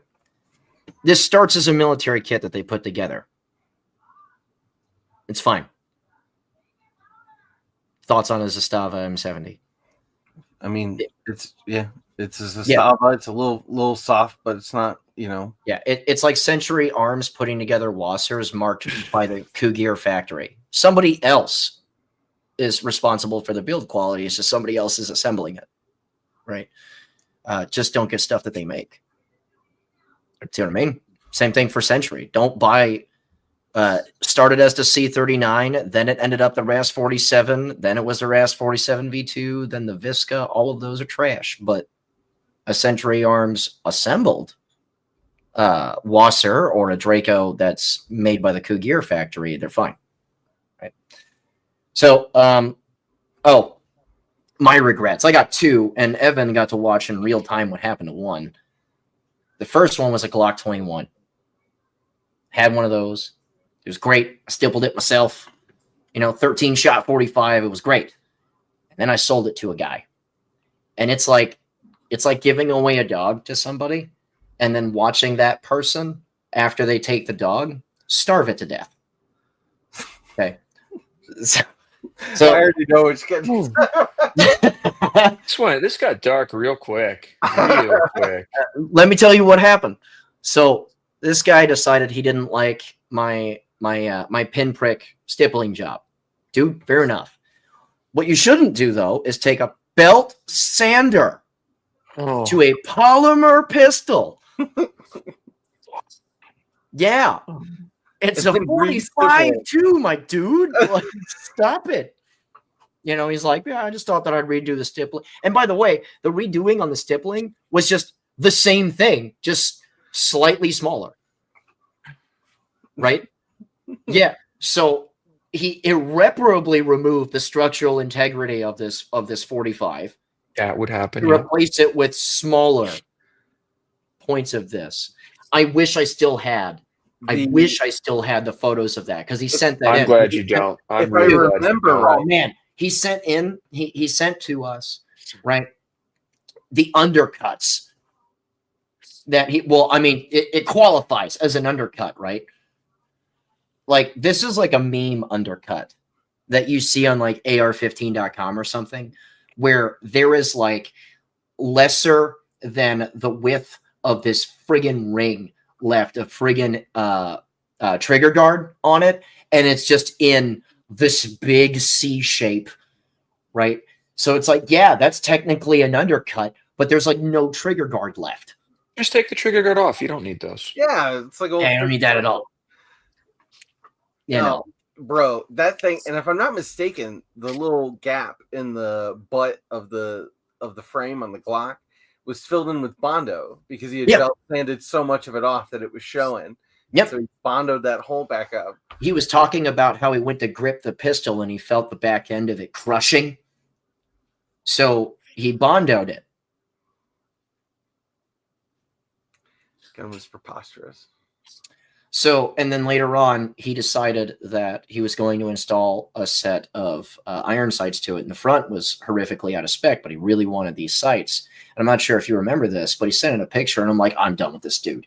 Because he had friggin' tack welded the front sight of this thing to the slide.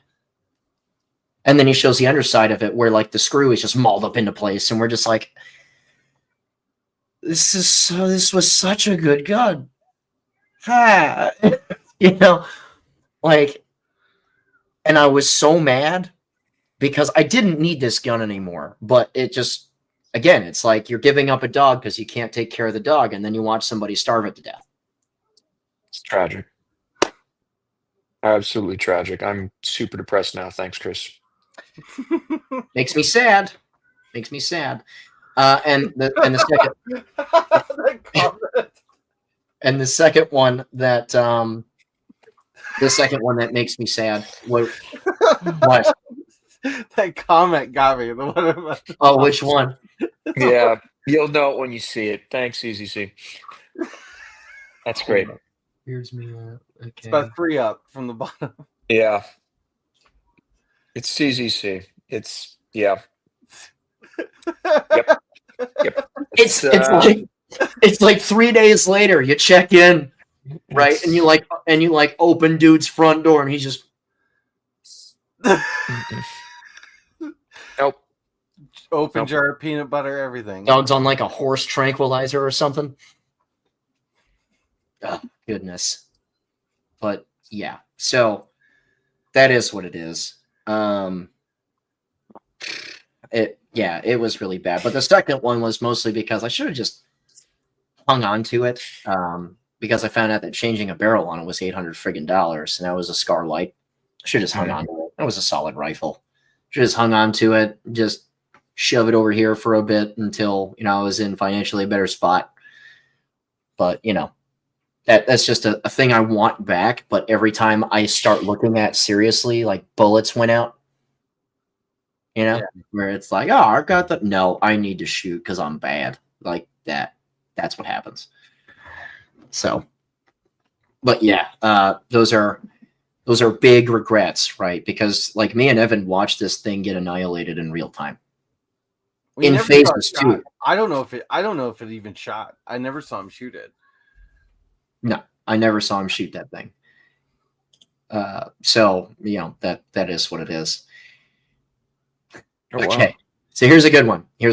And all of us can answer this, but it's funny because when I answer this question, a lot of people cock eyebrows at this. What in the crap? What I'm are you saying doing, Tyler? Yeah, Why? you should. Yeah, well, What are you doing? What? report Tyler. What for did I spam. do? Thank I you. certainly don't know. Good God, what is wrong with you? Did you hit an extra key? Fat fingered it. Just toe thumbed it? Now he's regretting it? Supposed to be 99 cents. Yeah, right? Like, thanks, dude. That's ridiculous. Thank you. Yeah, we are Not a cult. now. It's not a cult. Yeah, not a cult. It's not a cult. Multi-state cult militia collective. Not because the punch isn't poisonous. We don't have Not enough yet. feds yet to be a cult. Once we're like 75% feds, then I think we're a cult. Apparently, Tyler just got hoe money. Jesus Christ. Thank you. I appreciate that. Oh, money. Yeah, but what the hell was I saying? Oh, okay. So when I answer this question, right, a lot of people usually cock an eyebrow at this because this question is, what YouTube channels do you watch? Now, I don't think it's much of a stretch to say personally, right? And you guys will actually answer this first. I'm really not a gun guy. I'm really not. Like, I know gun stuff, but I'm just not a gun guy. I just like fighting, right? Guns are just way. It's the way to equalize it all, right? Because a Glock 19 in my hand will function in the same way that it will in my wife's hand, provided everyone's got the same training, right? So it's a great equalizer, and it's the one with the least amount of error, right? So, yeah, you watch GBRS, right? Yeah. So I don't really watch gun stuff ever, unless I'm looking for things to reference when I am doing a review. I'm looking for stuff to make fun of. Really. On occasion, I'll watch stuff mostly because it's actually really good information. Like Delta 34 is a pretty good one. On occasion, I'll watch Brass Facts stuff because he goes into autistic detail. Hop is another one, but that's really intermittent. The vast majority of stuff that I watch is like Warhammer 40K lore that is like 4 hours long, or what you call it. Like I watch a ton of Growling Sidewinder for DCF stuff because I like fighter jet things. Fighter jet's cool. I have watched a million dinosaur documentaries because I'm still 4 and autistic. Right? True crime stuff. Oh my goodness. So amidst all of those things, between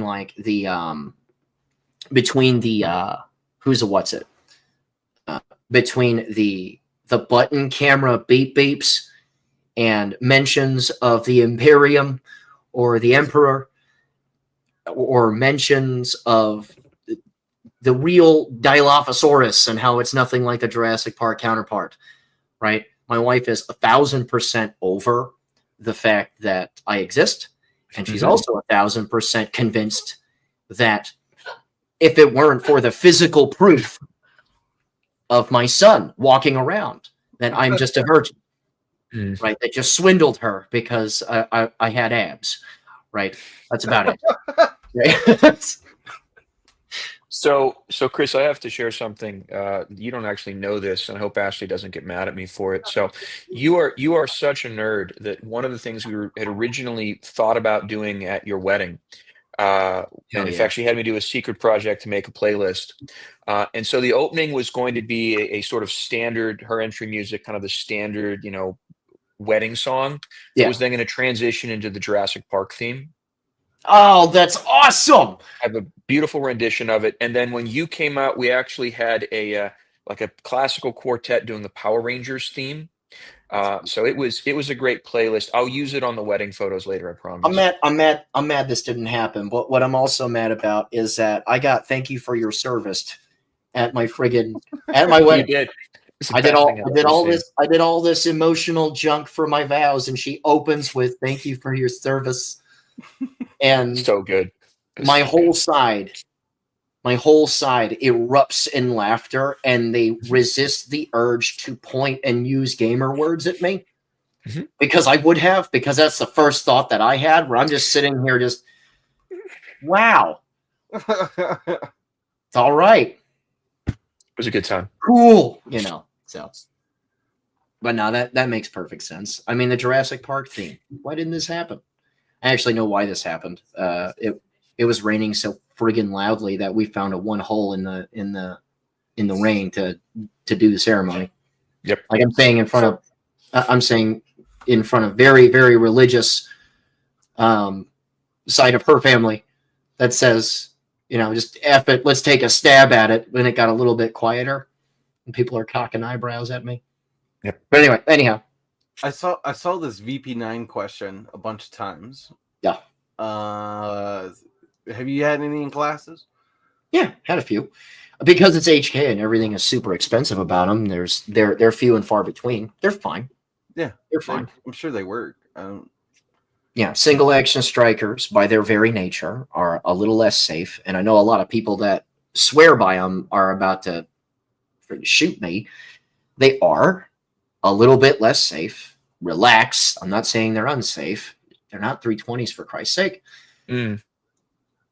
That said, being mindful of that and occasionally testing yourself, make sure it's drop safe, all that stuff, you're good. All this is fine. They run fine. It's just, good Lord, just like everything else, HK, those magazines, Doug. Yeah, they're not cheap. That's why I got rid of my VP9. Because I'm the kind of person where if you let me go long enough, I'll end up with 1,000 rounds worth of loaded magazines because I just don't feel like loading magazines that day. Yeah. I loved the paddle releases on the HKs though. The USPs, always my fave, especially, I'm been left-handed always. That stuff is pretty great because you got used to using your index finger to drop them, so now it's just the same way on both sides. Okay. Sure. Makes sense. You're really convincing. It's on brand.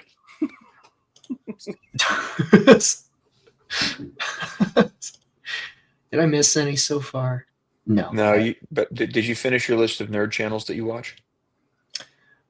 I mean, we're just in that sphere, right? Well, and all I listen to is like conspiracy shit. Or like, I love the I've been listening to Dungeon Crawler Carl, the audiobook. That's fun. But yeah, I hardly ever I do like gun stuff, but like the guns I'm into are all from like the 1800s through the 1980s. So like when I nerd out about a gun, I'm like, wow, 1890, fucking blah blah yeah. blah. Something I've been binging lately too, because I'm very much a fighter jets cool kind of person. Like, I say that, you have no friggin' idea how fighter jets cool I am. You really don't, and you don't want to. No idea how fighter jets cool I am. Right? You don't want to know.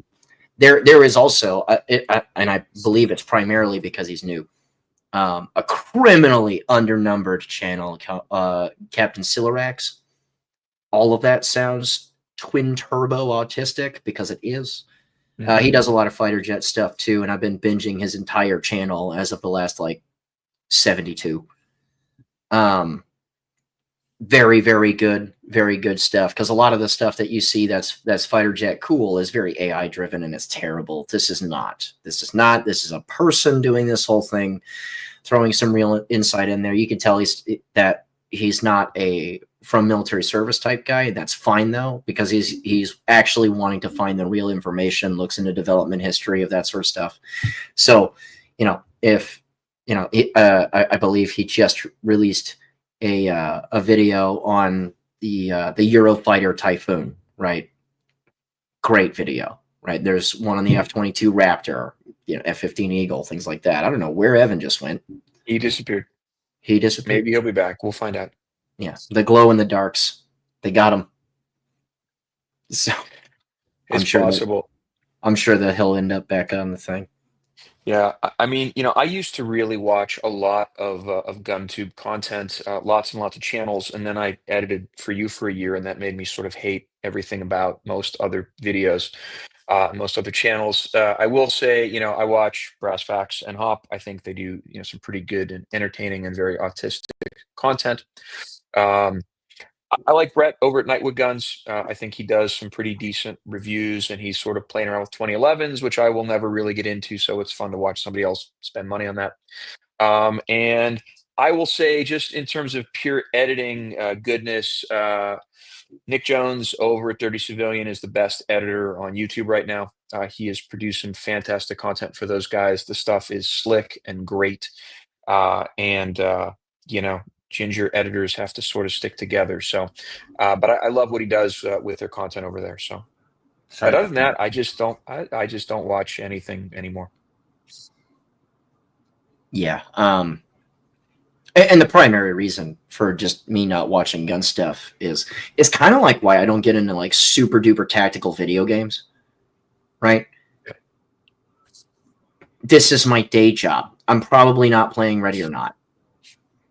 Right. I would so much rather cut dudes in half with a chainsword. That's, Space Marine 2 is dope. I don't ask me how. I just now figured out that Ace Combat 7 exists. He did. So I'm playing that, right? So yeah. Pew Pew Archives. As I've gotten older, my GunTuber content selection has got smaller. Yeah, 100%, 110%. Right? Like, but I've already shared who I pay attention to, and the reason is because everybody else is trying to read you a spec sheet. The guys that I listed, they're actually going to give you information that I need, because like when I ask someone to tell me about their rifle, I don't care about the crap that's bolted to it. I don't at all. And if you read me a spec sheet, you are actively wasting my time. Yep. So somebody said Tarkov is a career. That's not off the mark, dude. No, I only play Dad Tarkov. I only play PvE. I don't even fuck around with PvP. Dad Tarkov. I just shoot bots. Yeah, I just shoot bots and don't worry about a wipe. Like, okay, we're gonna talk about this. Thoughts on Bullpups, gents? Why? Well, yeah, I don't. I mean, some of them, like the AUG, looks cool because of Die Hard. Yep. That's really about it. That's about how I feel about it. I mean, because I really want to move the part of the gun that's having the sub explosion as close to my face as possible, because I just think that's a cool way to roll.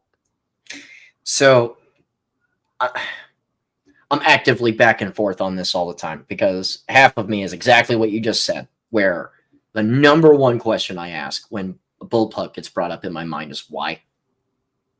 Right. The other half,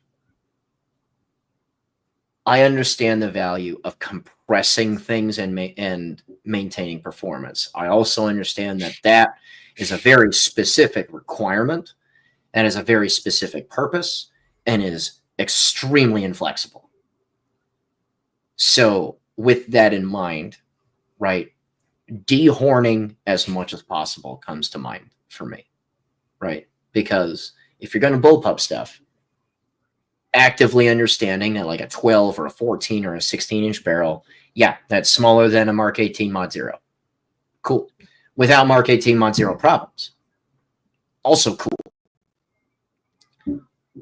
You cannot justify to me any other purpose, because everything else that a Mark 18 does, it does better than pick the bullpup. The very instant you start trying to step outside of that lane, it's just a better gun. The only exception is like we have a mutual friend, Joey, who has physical disabilities, and with his cerebral palsy, being able to shoulder one-handed a rifle is a lot easier to walk with a cane. But other than that, I mean, yeah, he's got Tavor, if you're wondering. If I'm injured, sure. Yeah. But yeah, barring stuff like that, it is to me, completely inflexible outside of that niche. So just a thought there. What about some other stuff here? Whoop, I was about to put the wrong thing on screen. I was about to share a friggin' Google Docs. That'd be exciting. Riveting content, Chris. That's really what everyone's here for. riveting content. This is a great one. Who would you like to collaborate with? Oh boy. All right, so here's the answer. Here's the answer, seriously. Fucking nobody. I am insular on purpose. Internet people are not friends. Right? And fact is I just have too much crap to do. That's just how that goes. And I have had some thoughts bouncing around and that sort of stuff. And I've gone back and forth on my thought process on it. You'd have to be really convincing. You'd have to be really convincing. And it would have to be necessary for more than one person with a knowledge base to do that thing. And for most projects, that is not the case. So what will a collab video even be on this channel? Exactly. Considering the lane that I occupy, training and evaluating equipment. What?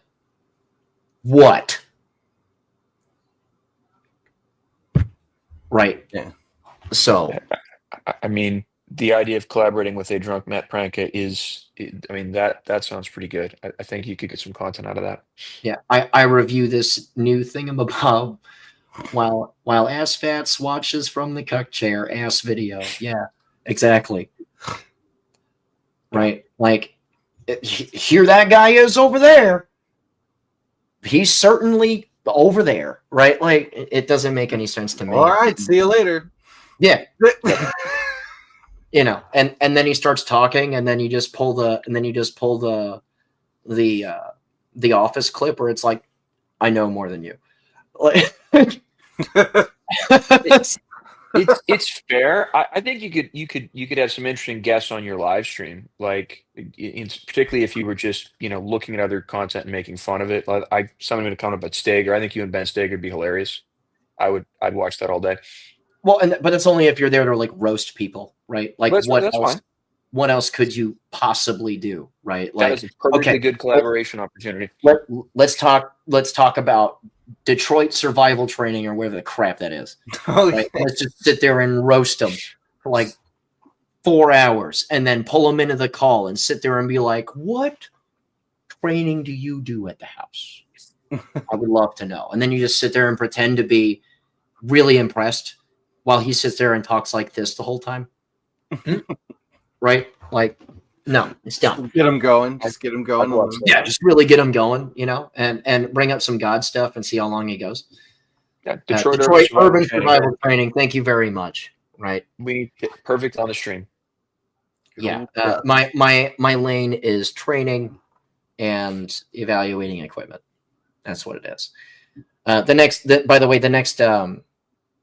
next stream that we do is going to be centered around stupid things we used to believe and the accompanying stories. Yeah. So I can't wait for that one because I have a lot. I have a lot of stupid things I used to believe. I got into a lot of internet fist fights with people when I was in my late 20s and ready to debate with everybody, right? Because it was that era of internet. Well, I know.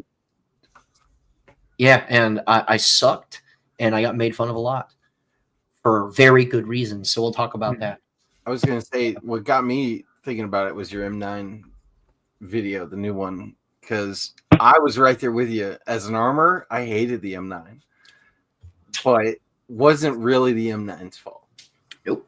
So, but yeah, there's a lot of stuff in there that we can talk about. And the cool part is that our pool of dudes will increase too. because there's a few other guys that train a lot that we're going to add to this, by the way, folks, so that we can get a bunch of different perspectives on dumb things we used to believe. It's pretty great. That is a great super chat that just appeared. That is perfect. Yeah. Yep. I used to believe that everyone has an inner monologue. I did not realize that 3/4 of people friggin' don't. It's because they're NPCs, baby. Yeah. I tell my wife, she sees some car going in and out, and she goes, "Oh, this is main character." I said, "No, that's NPC pathing.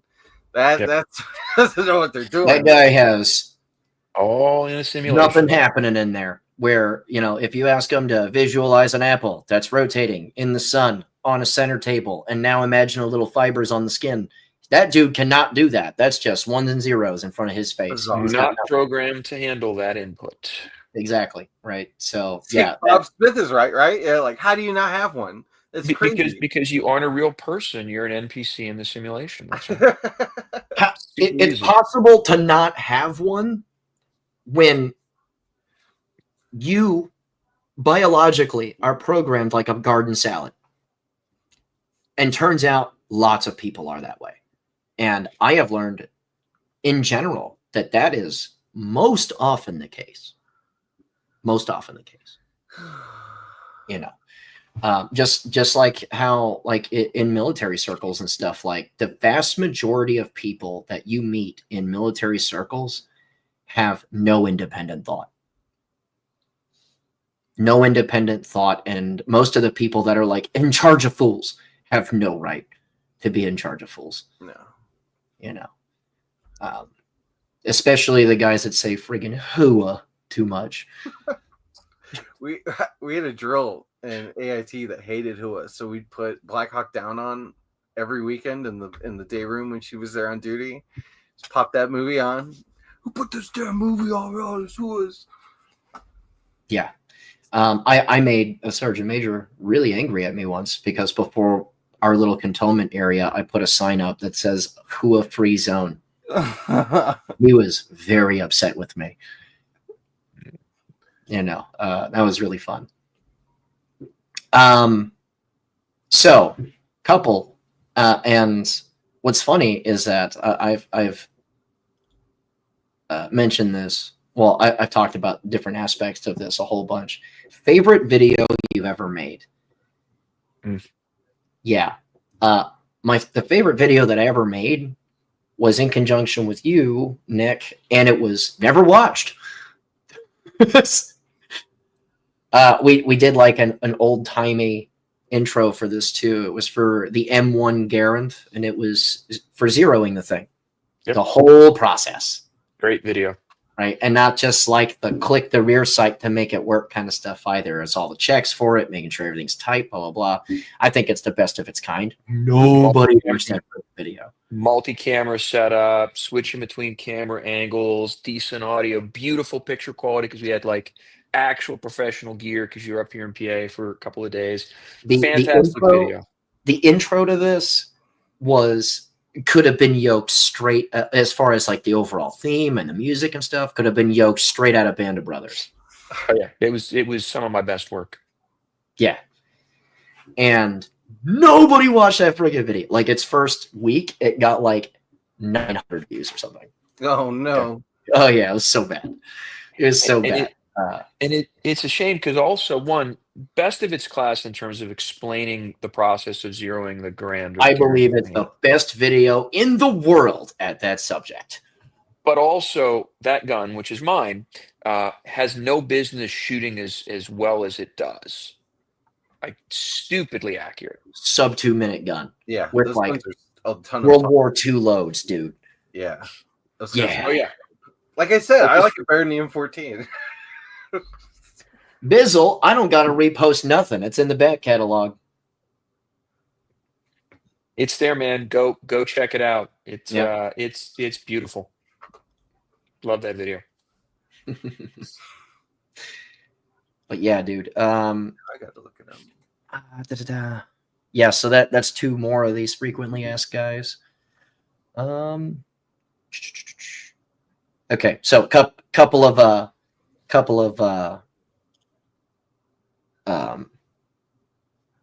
outside of the norm things, but I get asked all the time as far as class stuff goes. Is your round count accurate? And can you teach in my area? So I'm going to answer both these at the same time because you guys have been exposed to this a lot, right? Either you're taking it or in Evan's case, you're helping me teach it.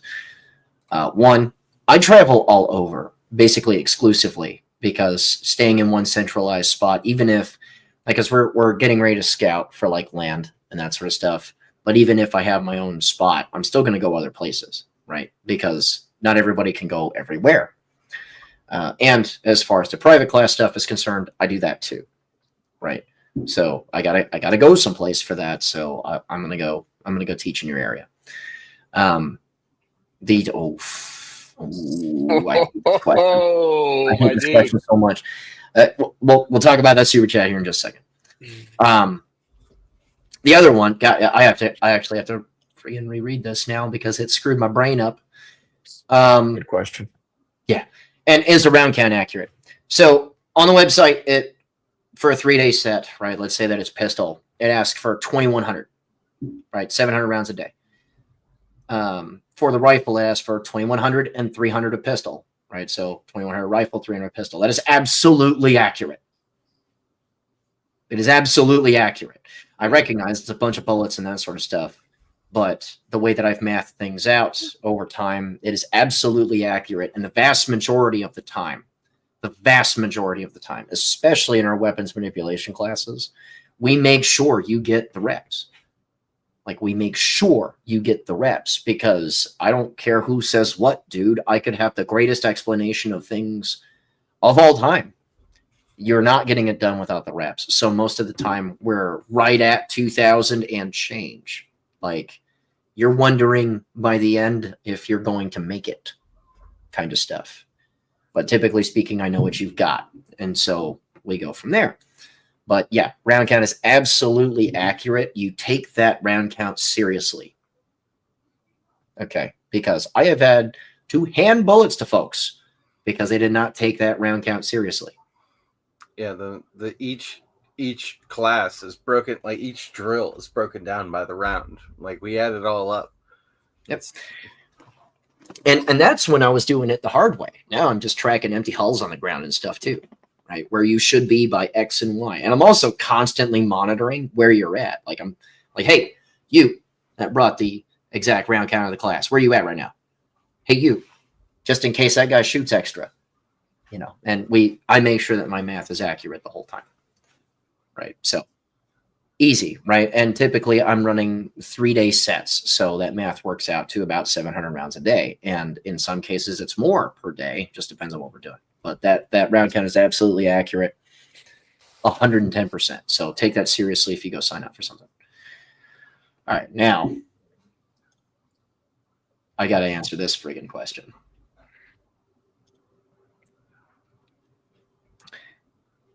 You know,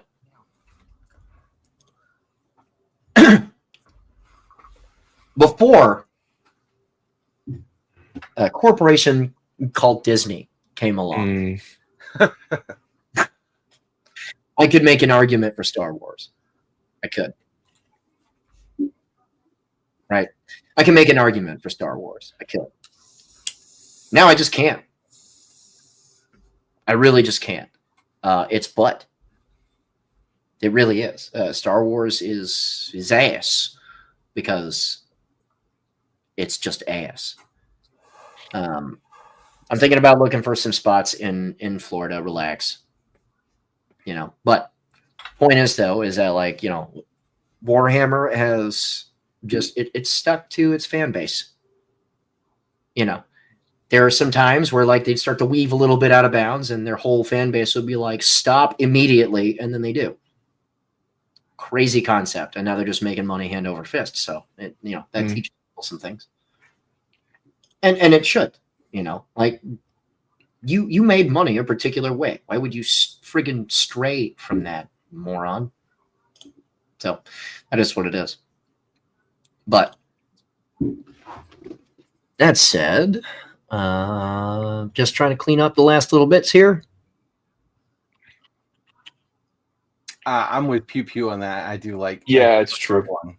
Yeah, Rogue One is excellent. If not for the last 15 minutes of the movie, Yeah, if not for that alone, that movie rocks. I'll say this: there are isolated moments that are great in the Disney stuff, Yep. right? Darth Vader doing Darth Vader things to a hallway of dudes. Yes, die. That's great, right? Making the entire empire magically incompetent. No. Yeah. No.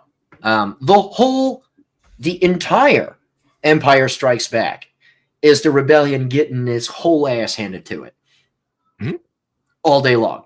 For a whole movie, they're like, this is going to hurt, right? So your villain should shake down and hurt folks. That's just what I believe. And Warhammer's great because nobody's a good guy. Everybody sucks. Mm-hmm. Yeah, it's a lot more historically accurate in that aspect. Just in that, isolated moments. Yeah, just in the everything's great kind of thing.